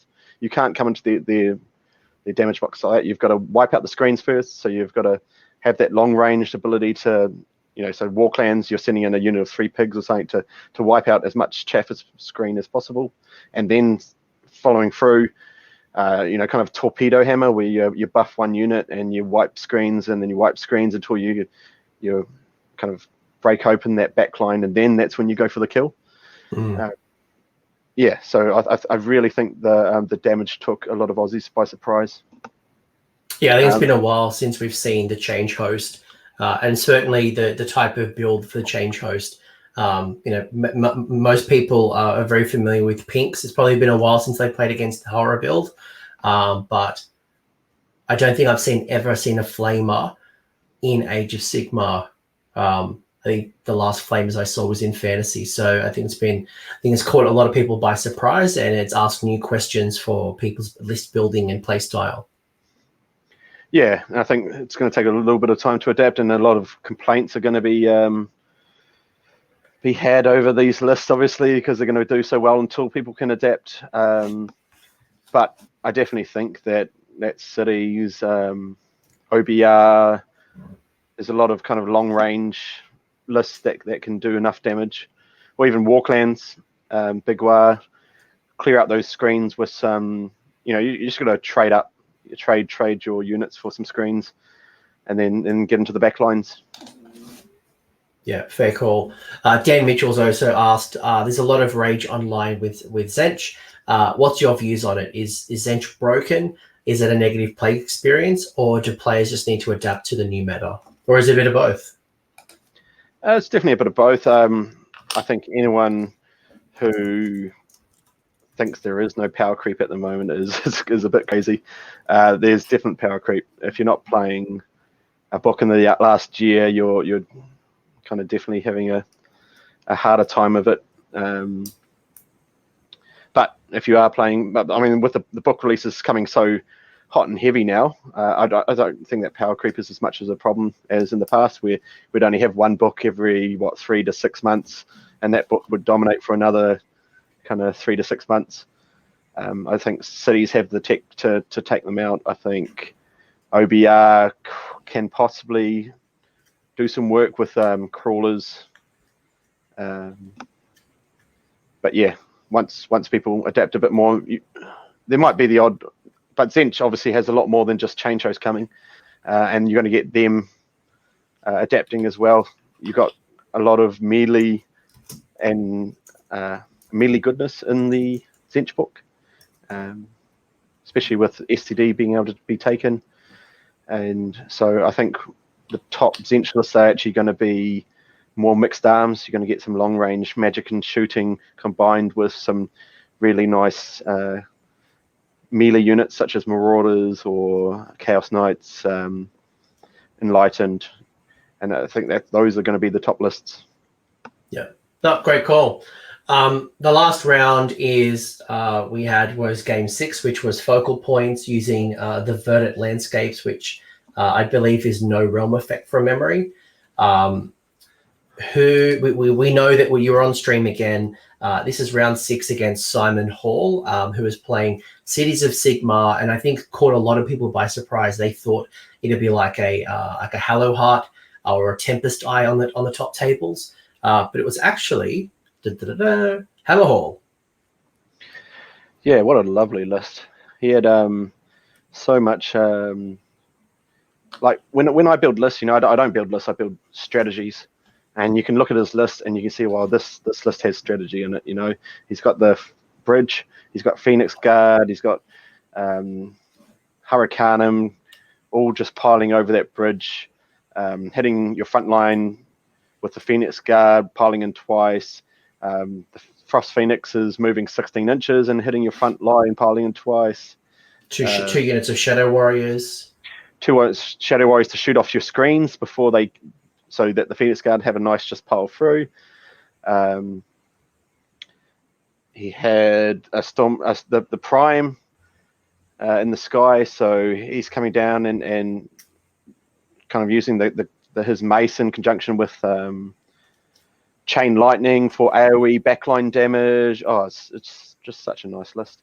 It's a nice little list tech as well because Hammerhall can double pile in if you're in your opponent's territory, and knowing that the Celestin Prime can drop down anywhere on the table means that with that one command point and its ability to change one dice roll, it means he's likely going to he's always going to basically hit his charge, and with a command point double pile in, and it could be nasty. It's a good little plan for a Hammerhall list. Prime probably in other armies not so much, but in Hammerhall I think it worked really well. And then in conjunction with the Frost Phoenix, and I was watching that game, and he had a couple of really unlucky. And I was talking to Simon actually yesterday, being cities, we were talking about this, and like there's a couple of really crucial charge rolls that he failed, and he had to use his command points. And I'm sure he would have loved them up his sleeve to double pile in, but it was the choice of the CP for the reroll or for the double pile in. And you guys played a great game. It was such a swingy game that either one of you could have won, and then it kind of went your way towards the end. But how did you see it? Yeah, obviously, it's one of those games where the time's the biggest factor, right? I felt that as long as I could get to turn 4, turn 5, that the game was mine. Yeah, so after deployment, I look at the time, and we're already half an hour down, and I'm starting to freak out a bit. After turn 1, we're like an hour and a half down. I was like, oh, this is not looking good. I just started thinking, what is the minimum I needed to accomplish in each turn, and I just started ignoring most of my abilities and just started only doing what I needed to do, which did make me forget a few abilities which would have made the game so much easier. I've got a battle shock test on my pinks, which could have brought back D6 extra pinks, which would have just scored me objective turns sooner. Yeah, so it was a very stressful game. I was dehydrated. It was and Simon's it was a scrappy game, which is great, right? It was such a fun game in the end, looking back. Because those are the kind of games where you come to these tournaments for those really nail-biter close games. Yeah, I loved it. And Simon I was talking to Seth, and he was saying that normally you could do like the square root of pi. You're very sharp, but when you were talking to AOS Shorts in the post event wrap up interview, you were very incoherent and not making a lot of sense, according to Seth. So Seth wanted to ask how fried was your computer after the 6th game. Yes, that's kind of a little in-joke. I guess my nickname in the New Zealand scene is IBM. They call me the computer. But yeah, I was fried after that game. And I did have a couple rules wrongs during the game. Nothing serious. I tried to split pinks into a combat that I wasn't already in. I was already in combat, and I was like, oh yeah, I can split them in combat. No, you can't bring something new into combat with the splitting. That's something I didn't know about. Obviously, it's a new book, and I wasn't aware of that. And also unbinding, I thought it needed line of sight. Obviously, it doesn't. I think it maybe used to at one point. Yeah, I think in the very first AOS 1, you needed line of sight to unbind, but they removed that wording in AOS 2. Yeah, so obviously I still had that hang up, and it's one of those things, you just never looked at it. It's never come up before in a game. Yeah, so I hate getting rules wrong, especially on stream. That threw me off early in the game. I was like, oh. But yeah, managed to keep my head together and do what was needed to win the game. And big props to Simon. I feel like he played faster and faster as the game went. He could have potentially slow played his way to that win, and he didn't. So big props to him. Yeah. Dan Mitchell's asked, do you think we'll see OBR list switch from Petrifix Elite to a Null Myriad, which is very much an anti-magic type list build? Do you think we're going to see that shift, or do you reckon they'll stick to Petrifix? They'll stick to Petrifix. I mean, you can't, especially since Zench has so much shooting and combat damage, you're just going to make us shooting and combat stronger by taking one less armor save, all to get a slight magic advantage, and then what do you do when you don't face the magic armies? It just makes you that much worse against them. You're going to lose. You're going to drop those games. I just don't see it as viable. And I know when I was building my list, I'm thinking about how do I handle a turn one charging ogre or Iron Jaws list. I'm thinking how do I handle a OBR list, so how mortal wounds or rend. How am I handling petrifix with catapults and handling those long range threats?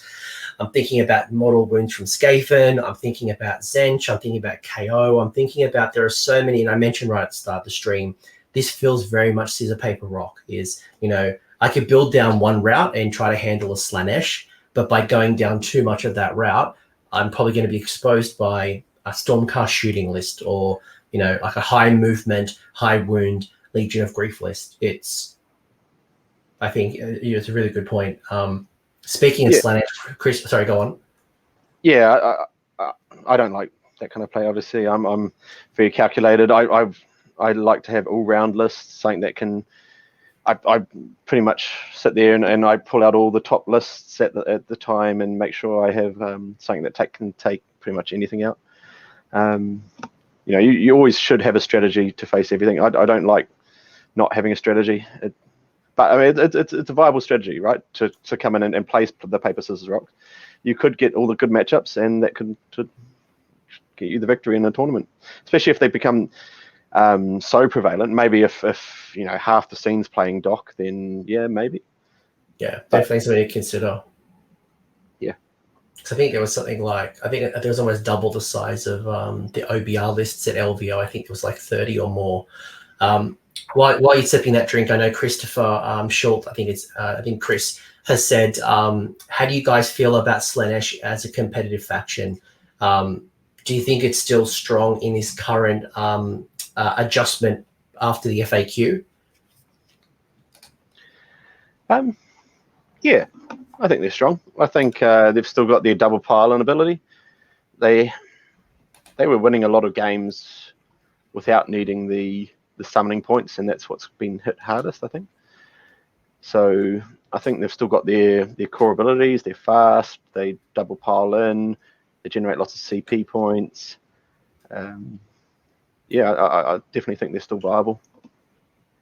And as Dan Mitchell and Tinnies have said as well, for me, one of the best books that were released in 2019 was City, because it's so flexible and adapts with the meta. And as the meta evolves, Hello Heart might be really good right now, but Tempest Eye will come into its own. Or Anvil Guard really did well in the top 10. It's such a deep book, and then you think about the fact that it can bring in 1 in 4 Stormcast, 1 in 4 Sylvaneth, 1 in 4 KO, depending on which city you take. Bring in Daughters of Cain allies. It's a very deep, rich book, so a lot of tricks in that as well. Yeah, and the same with Slaves to Darkness and Zench, both very deep books, and there's a lot to see from those. I think Slaves have the strongest list at the moment. I won't divulge too much what that is. Oh, secret list tech. That's why you wouldn't answer if what you take in order, because you're looking down Slaves. You mentioned earlier about playing on stream, and I know Chris Hallett had mentioned, what was it like playing on a stream? So a lot of people haven't played on stream. I was very fortunate to play on Warhammer Television when I was at Blood and Glory. And, he said, I can imagine people on the top table at the pointy end of a tournament, you may have this inner calmness and control, but there's also that extra level of stress when it comes to the stream, remembering your rules. I know in some tournaments, like in 40K, some people have been caught cheating, whether it's intentional or unintentional, by moving a model or doing something that they shouldn't have done. How did you find playing on stream? Did you feel good? I absolutely loved it.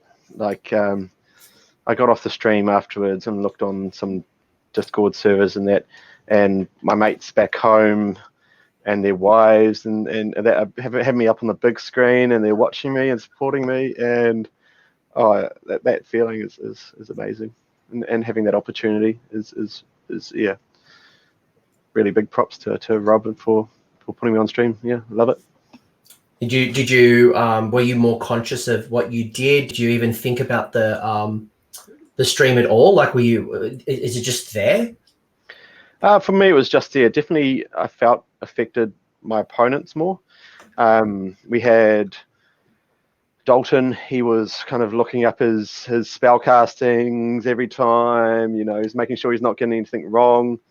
But I'm just, I guess, a bit more confident in what I was doing. But yeah, really loved that opportunity. Yeah, and funnily enough, actually, my opponent from Blood and Glory is in the chat. So shout out to Priority Roll Podcast, Dan Mitchell, Terra Dan, who's been running around with Seraphon lately. I absolutely had a ball with Dan. That was my very first horror experience with Plague Monks, where I buffed up my Carmine Dragon. The Law Master had made it re-roll hits and wounds. I put the old the realm of Gairan. Used to be you heal D3 mortal wounds, but then you get a 6-up ward save. So it had a 5-up and a 6-up, and it was buffed to the nines. I charged this this Carmine Dragon up the field, 3-inch charge into Plague Monks, rolled a 3, except the musician, I think it -1 to the charge roll. So I failed this charge. Dan charged me, absolutely monstered this dragon.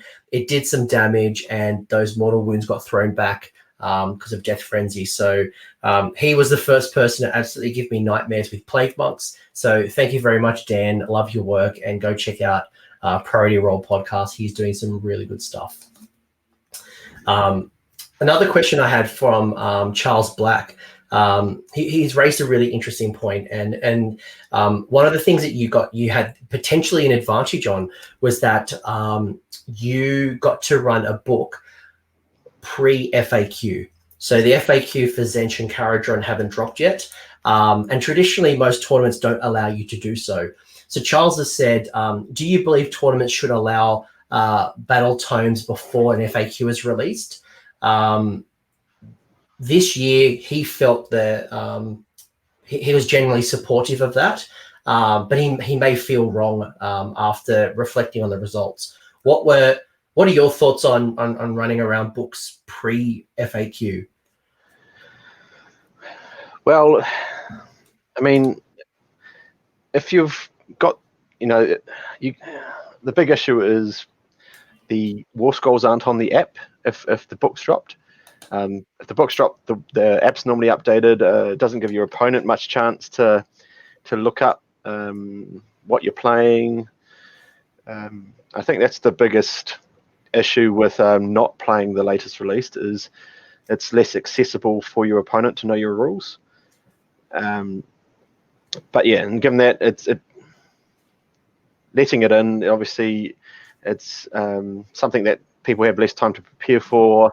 There might be the odd thing where the rules team have misworded something, and this time I don't think there was too much. Obviously, Clint was talking to G-Dub as much as possible about how they would rule things, and I don't agree with some of the rulings, the way that the Destiny dice coming in. If that's coming in on the FAQ, that's really disappointing, because it's something that's not needed in the battle tome. What was their ruling, just for clarity for people who might not know what you're talking about? So the ruling was that Destiny dice ignore all modifiers. So if I'm using dice to cast a spell, I don't get any of my modifiers plus to cast. If I'm charging, I don't get any modifiers plus to charge. But then there's the big one, like armor saves. Rend is a modifier, so I can ignore Rend with Destiny dice. Battle Shock. Battle Shock is a modifier, so I can just use one dice and ignore any Battle Shock, which is obviously huge in horrors, who you've got big blocks of many wounds, and people come in, do 20, 30 wounds, and nothing happens to the unit. You're just still stuck there with them. Yeah. So I feel that's a bit controversial, and I would have been happy at being that the dice cannot be, the natural roll can't be modified any further. So you can't use the Lord of Change's ability to make one dice into another. That's affecting the natural roll. You can't use re-rolls on it, which is affecting the natural roll. But yeah, they went with the full modifiers for it. Yeah. You've raised an interesting point, because when I was at Adepticon and I played a Brass Stampede list, Adepticon had ruled, and because I think the new Blades of Khorne book had come out a week prior to Adepticon, so Adepticon used the old book, which was good in such a way that my opponent didn't have to modify his list so quickly to the tournament. And I know that impacted a lot of Carriage and Overlords players moving into CanCon, and lists had changed quite significantly. And for some players, they had to rush out and kind of quickly, they didn't get to practice a game. And I know last year when I played in the Gloomspite Gits, I had no practice because I ran the Gits. And to be honest with you, most of my models were coming out the week prior to CanCon. So I know that was really challenging for me. And I know the frustration point that my opponent had with the Brass Stampede, which was he had to keep looking back at the old book. He had to keep showing me the old book because I couldn't look at the War Scrolls. And obviously the Brass Stampede, we know that they lost the magic ward save that they had, but they gained +1 to their armor save. So the actual War Scroll changed a lot as well. So the play style changed. And I think if he was to play with that army in the new book, I think he was over by a couple of 100 points. So it was very, very different. But I know that he was happy to run the old book because he didn't get to practice the new book.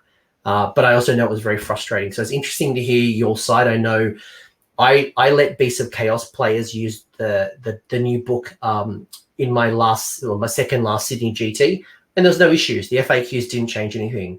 Gloomspite Gits, no rule changes when it comes to the FAQ, but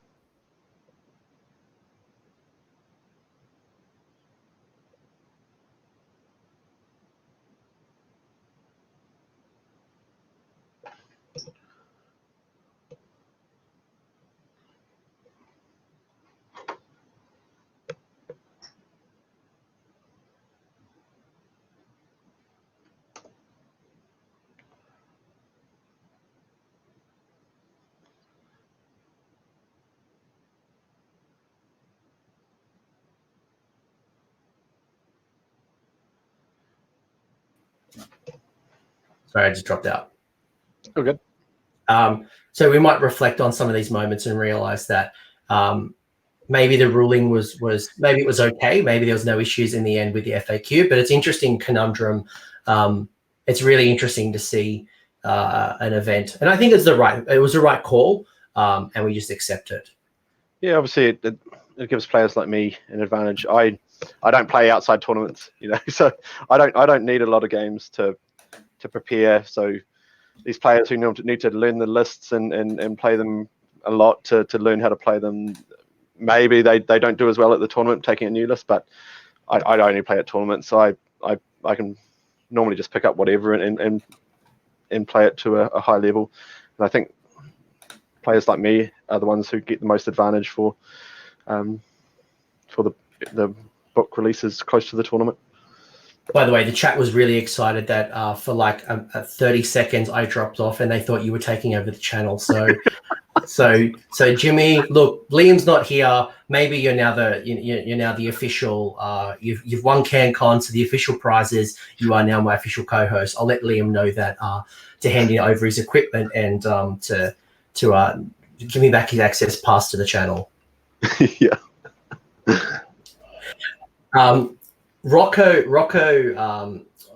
one of the friends of the channel had said, if you were to fight your army, so let's say you were Simon, or let's say you were on the opposite side of the table, and you were going up against your list, how do you think you would go, and how would you attack it? So yeah, as I think I've covered most of the points earlier, you have to just remove the screens, stay outside the kill box, know those ranges really well. You can't get within 27 inches of the flamers. If you do that, then that gives him the ability to not have to use the chain chase ability on the flamers, so you can just move the screens up, all that with the chain chase ability, while still having the flamers move up and still shoot. You have to trade, so you're going to have to throw stuff at those screens. But as long as you're trading, I don't know, kind of cheap units to remove those screens, then I think you are coming out ahead. It's not going to be a 2 or 3 turn game. I think you need to play for 4 or 5 turns. You need to expect that it's going to take a turn to remove the screens. You're going to have to possibly give up central objectives sometimes. Possibly you're taking them out with cheap tradable units. But yeah, you have to let them come up, open themselves up, open those screens up. Otherwise, you can't enter their kill box with your threat units, not without the screens open. What was your highlight of CanCon? And I agree, 100% agree. And I think people are freaking out right now around the sheer amount of wounds that are sitting within the horror unit. But that kill box, when you look at what your build was with all the flamers and the exalted flamers, people were predicting that you would change host. Well, not you, but people like you would just pick up and kind of teleport those flamers straight away and just try to do a quick nerf. But then you've just exposed yourself with so much. That kind of rolling tide kill box that Vince and I were talking about on Warhammer Weekly, that's so much more scary, and you got to chew your way through those horrors or whatever chaff you're running. Yeah, exactly, because you've got the reroll hits from the Fate Master, you've got the Aura of Mutability for +1 to wound. Those buffs are huge, massive damage buffs, especially if you're not facing hordes. The Flamers get the plus to hit against the hordes, so they're doing damage against hordes, but if you're not, you need those extra buffs. Otherwise, you're only on a 4+, maybe 3+, if you've got Exalted nearby. And then you're -1 to hit from Lookout Sir, you're -1 from other abilities. And yeah, I think the rolling kill box is what you need to take out. I think people overestimate the wounds in the horrors. It's only a 6-up ward save, a 6-up armor save. You do have the 6-up ward save in the pinks. That's only 10 wounds. Once that's down, the unit crumbles, and hopefully we get the Destiny dice to be ruled the other way in the FAQ. I'm really hoping that's the case, because having the horrors just battle shock off, you do 29 wounds to it, it takes out the other 29 wounds.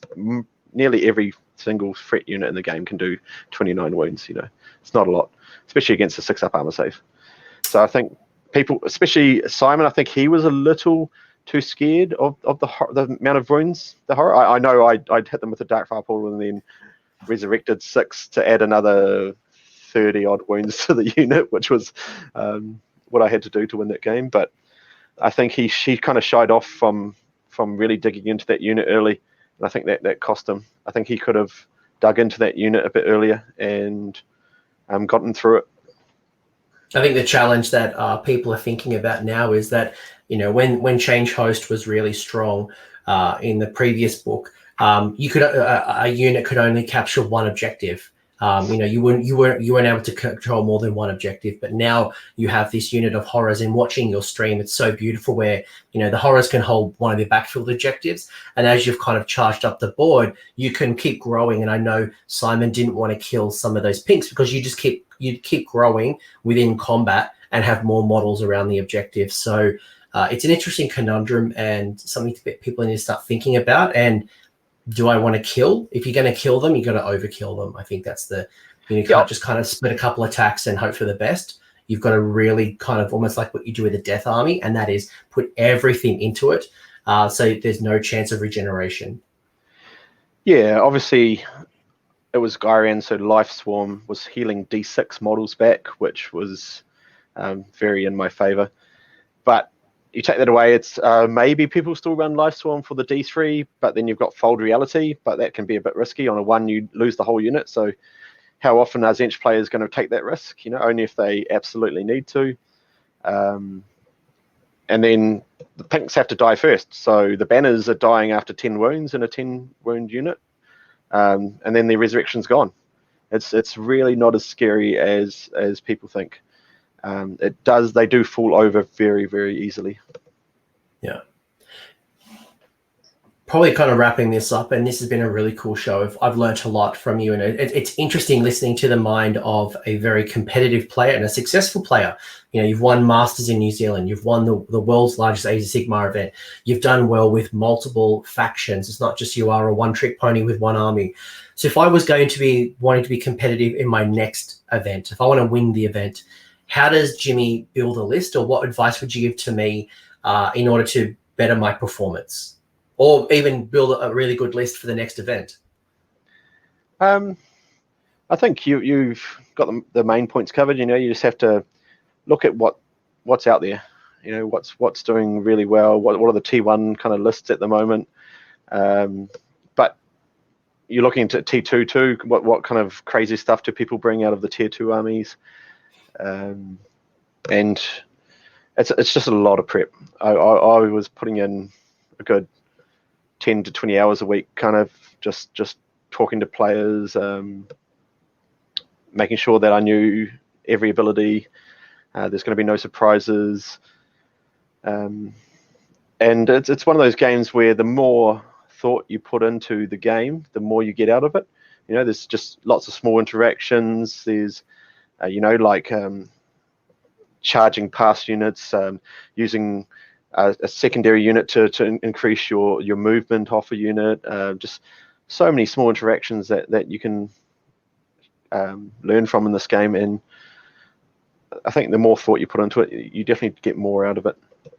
I know retreating is one that people still don't use very often. And, you know, when you're locked into combat, people just try to win it as opposed to trying to use a screen and, you know, potentially run around it or kind of reposition and go for an objective. And I know that's a concern when you look at, is it Zench who locks you into combat? Is it Zench I'm confusing my rules at this point. Host Duplicatus can lock you in combat. Yeah, so I know that's kind of freaking out some of the KO players who can kind of sky high, retreat out of combat and move. So there's some very intricate tactics that people could start thinking about. But I know for me, it's always been about stress testing. And I went to a tournament recently and I grudged the OBR list that had 2 catapults. And I gave them first turn. I chose first turn, and I said, I want you to hit me as hard as you can with those catapults. I want to see the damage that it does. So when I go up to CanCon, should I face a catapult list, I want to know what to expect and how do I handle it back. So I'm sure that's one of the many nuggets of gold that you're already doing in your 20 hours a week of list prep, which that's half of a working job, mate, that you're putting into Warhammer.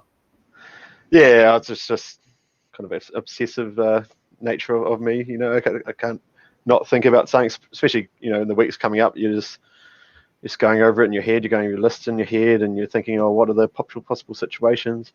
Yeah, I faced Timmy's OBR, and he hit my Lord of Change with 8 crawler shots first turn. Yeah. And I'm thinking, oh, I spent 6 Destiny dice to avoid 6 of them because I had amazing Destiny dice pool, and I still took 10 wounds. As one of the things that, and then what strats can I do to get rid of that? I can go first. I can wipe out the Vortex Guard and then charge in the horrors into the crawlers to tie them up in combat. Then they're useless. It's yeah. No.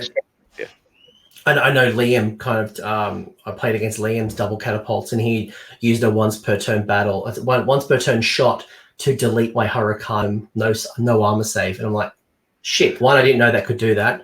But 2, what do I do now? If the Hurricane is an absolute centerpiece, and I think that's where you learn more from your losses than you are from your victories. It's like, how do I handle that? Where did I go wrong?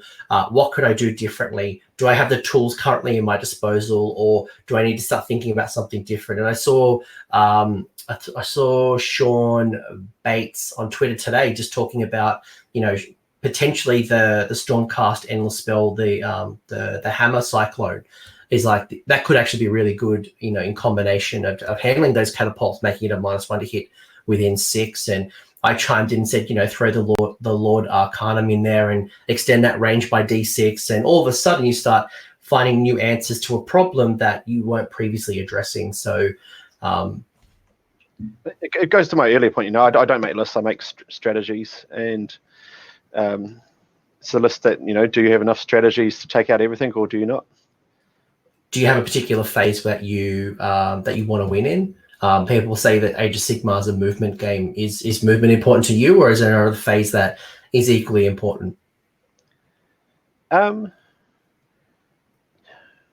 It's definitely important.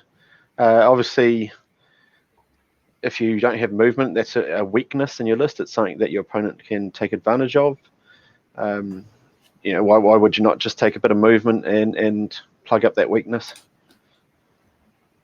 Yeah, no, I agree. And I know that's why, at least in Cities of Sigmar, everyone was talking about Hallowheart, but actually Tempest Eye giving you +3 to movement plus all the additional stuff.